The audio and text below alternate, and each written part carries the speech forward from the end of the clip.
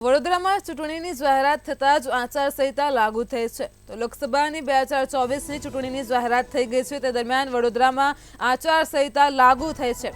આચારસંહિતા અમલી થતાં જ કરજણ નગરપાલિકા એક્શન મોડમાં જોવા મળ્યું છે તો જાહેર સ્થળો પરના રાજકીય લખાણોને દૂર કરવાની કામગીરી સૌપ્રથમ હાથ ધરાઈ છે।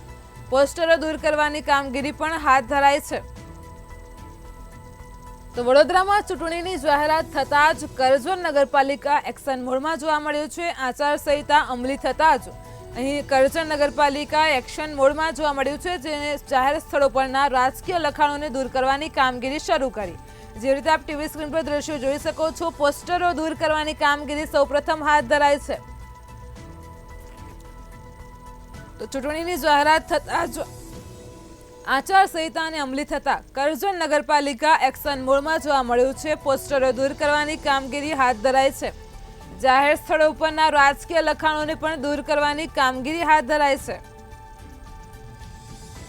વડોદરામાં ચૂંટણીની જાહેરાત થતાં જ આચારસંહિતા લાગુ થઈ છે।